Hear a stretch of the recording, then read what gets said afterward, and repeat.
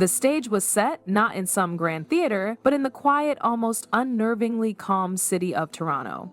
That morning, the CN Tower, a steel and glass needle pierced the sky, a silent sentinel overlooking Lake Ontario. But beneath the glassy surface, a storm was brewing, a tempest of economic anxiety about to break on the shores of North America. Doug Ford, the Premier of Ontario, a man known for his blunt talk and no-nonsense demeanor, stood before a battery of cameras. The air crackled with anticipation. This wasn't going to be another mundane update on jobs and growth. Ford's face, etched with a mixture of fury and weariness, telegraphed a far more significant event. He didn't waste time with pleasantries. He launched straight into it, accusing Washington, and more specifically Donald Trump, of economic bullying. The words hung in the air, heavy and accusatory.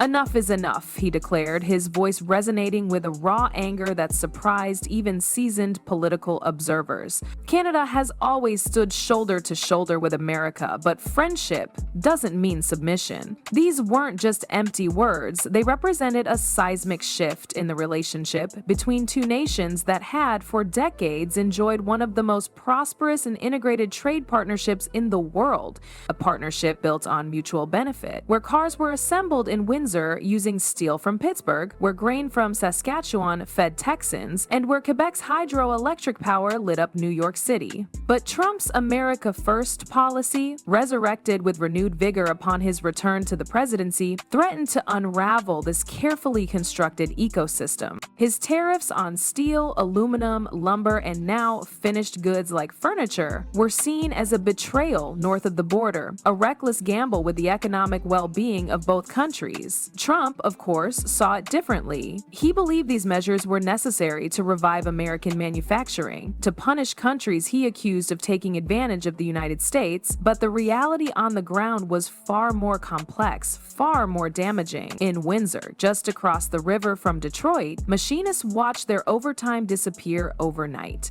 Tom McNenn, a welder, summed it up perfectly in an interview with CBC News. "Every tariff he slaps on us hits them too. We're not competitors, we're part of the same supply chain." He was right. Nearly half the components of a car built in Detroit originated in Canada, and every Canadian factory that shuddered under the weight of Trump's tariffs sent shockwaves through American logistics firms, transporters, and suppliers. The economies were intertwined, so intricately woven together that pulling one thread threatened to unravel the entire fabric. Initially, the Canadian federal government had adopted a cautious approach, hoping to de-escalate the situation through quiet diplomacy. But as Trump's rhetoric intensified, mocking Canadian leaders and threatening punitive measures, the mood in Canada began to harden. Ford's statement was the culmination of this growing frustration, a declaration of economic resistance. Provinces began coordinating with federal ministries to seek alternative trade routes, to bolster exports to Europe, and to strengthen domestic production. This wasn't just about responding to the tariffs, it was about preparing for a protracted trade war. Canada viewed trade as an ecosystem, not a battlefield. And ecosystems, as anyone who's ever seen one devastated by a single invasive species knows, can't survive in isolation. But the White House, fueled by a narrative of American victimhood, wasn't interested in nuance. Trump's advisors portrayed Canada as a freeloader, accusing them of unfair subsidies that were costing American industries billions. A Commerce Department report accused Canada's lumber, dairy, and steel sectors of systemic manipulation. Foreign Minister Melanie Joly dismissed these accusations as absurd, stating, "We don't manipulate. We compete and we play fair." But behind the scenes, the anxiety was palpable. Canadian economists, however, knew what was coming. They warned that expanding tariffs to finished goods, furniture, home appliances, machinery would devastate small manufacturers across Ontario and Quebec. These were businesses already reeling from the pandemic, clinging to steady American demand to stay afloat. By early summer, the hammer fell. Washington announced a 25% tariff on imported furniture, citing unfair labor advantages and unbalanced trade flows. A thin justification for a move aimed squarely at Canada, though it also ensnared European and Asian exporters in its web. The fallout was immediate. Panic gripped furniture makers across Ontario, Manitoba, and British Columbia, orders evaporated overnight, warehouses swelled with unsold stock, truckers refused U.S.-bound shipments, knowing customs delays would obliterate their already thin margins. The Canadian Chamber of Commerce condemned the new tariff as a self-inflicted wound on North American prosperity. Washington remained unmoved. Trump, predictably, took to social media, boasting that the tariff would resurrect American furniture jobs. He envisioned a rebirth of the once mighty North Carolina furniture belt, a region hollowed out by decades of outsourcing. It was a seductive promise, but economists knew better. American consumers were already struggling with soaring materials costs and stubbornly high inflation. Tariffs would only translate to higher prices at Walmart, Home Depot, and Target, the very retailers whose customers formed the bedrock of Trump's political support. Ford in Toronto didn't mince words. The man talks about protecting jobs, he seethed, but what he's really protecting is his ego. The line, broadcast across North American media, went viral within hours. This was no longer just political theater, it was personal. Behind the headlines, ordinary people were feeling the pinch. Factory workers, truckers, small business owners, all caught in the crossfire of a trade war they didn't ask for. The once unbreakable North American partnership, the envy of the world, was beginning to crack. The first sign of outright collapse wasn't a politician's pronouncement. It was a scene in a North Carolina warehouse. Stacks of half-finished sofas sat gathering dust. Foam cushions lay untouched. Workers milled around the loading docks, waiting for shipments that would never arrive. "We were supposed to double production this year," the plant manager told a local reporter. "Now we're down 40%. This was supposed to be Trump's victory lap, the triumphant return of American manufacturing. Instead, it was becoming a textbook example of economic self-sabotage. The 25% tariff on imported furniture didn't make American products cheaper, it made everything more expensive. Many of the raw materials, the wood, the screws, the fabric, the machinery, came from Canada. And when cross-border costs surged, the entire industry buckled. Within weeks, furniture prices in the U.S. jumped by 15%. Retailers began canceling bulk orders. Families already squeezed by higher rent and grocery bills postponed home upgrades altogether. In states like North Carolina, Michigan, and Ohio, factories that were supposed to benefit from the tariffs suddenly faced raw material shortages. Production lines slowed, then ground to a halt. The tariff meant to protect jobs was erasing them. Just north of the border, in towns like Mississauga and Winnipeg, the pain was no less acute.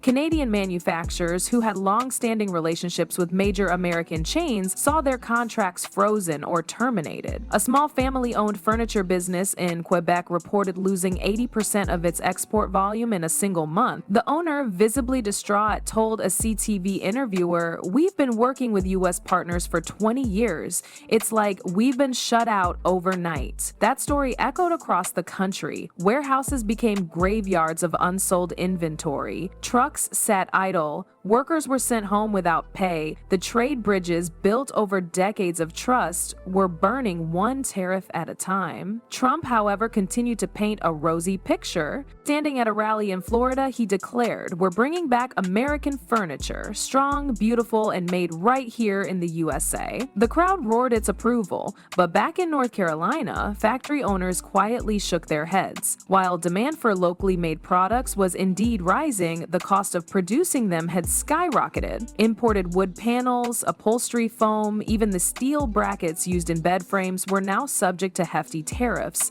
A factory owner in Hickory, North Carolina put it bluntly. He thinks tariffs are magic wands. They're not. They're taxes, and we're the ones paying. By late summer, U.S. furniture exports to Canada had plummeted by nearly 40%, while imports from Canada plunged even further.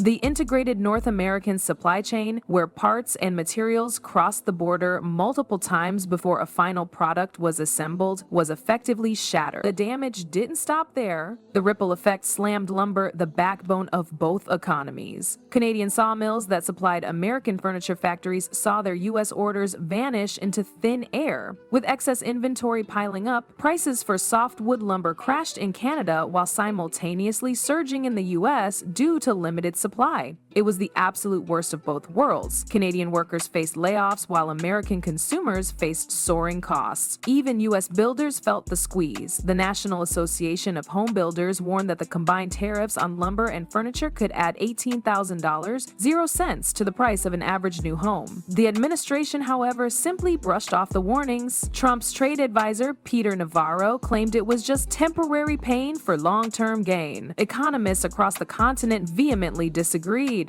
A University of Toronto study revealed that every dollar collected in tariff revenue cost North American consumers nearly $3.50 in higher prices and lost spending power. This wasn't just a trade war, it was a tax war, and it wasn't one that either country could possibly win. Doug Ford, who had initially attempted to strike a balance between diplomacy and defiance, now spoke with unbridled anger. "This isn't negotiation," he thundered at a crowd in Hamilton. "This is vandalism, economic vandalism." His words reverberated across Canadian media and were picked up by international news outlets from the BBC to Reuters. Inside Washington, the backlash was quietly building. Governors from northern states began privately pressuring the White House to reconsider its disastrous policies. Behind closed doors, even some of Trump's most loyal donors in the retail and logistics sectors warned that continued escalation could devastate holiday sales. But Trump's entire strategy thrived on confrontation. Every warning from economists or politicians only fueled his narrative of standing up against global freeloaders. He relentlessly positioned himself as the lone defender of American workers, even as those same workers were losing hours, benefits, and paychecks. At a furniture expo in High Point, North Carolina, once the undisputed heart of American furniture design, attendance plummeted. International buyers, understandably wary of unpredictable tariffs, shifted their business to suppliers in Europe and Southeast Asia.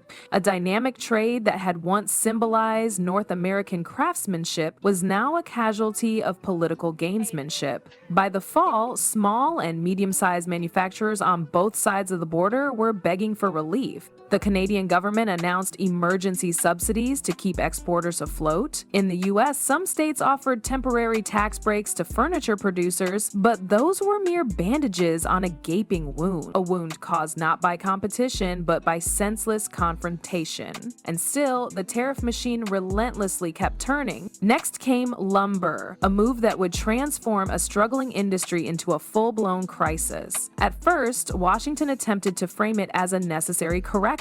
Officials claimed that Canadian lumber was being dumped into the U.S. market at unfairly low prices, thus undercutting American sawmills. Canadian foresters vehemently argued the opposite, pointing out that the two industries had coexisted peacefully for decades under carefully balanced agreements. Those agreements were now going up in flames. Trump announced a staggering 100% tariff on Canadian softwood lumber, effectively doubling the cost overnight. It was one of the most extreme trade measures ever imposed on a close ally. The impact was immediate and devastating. Housing projects from California to Florida, contractors delayed deliveries, homeowners froze renovations, and builders began drastically cutting back on new developments. Meanwhile, sawmills in British Columbia and Alberta were forced to shut down entirely, laying off thousands of workers. For many, this was no longer just a trade dispute, it was a full-blown continental economic crisis. And yet, in the midst of this unfolding chaos, Trump's campaign rallies continued to tell a completely different story.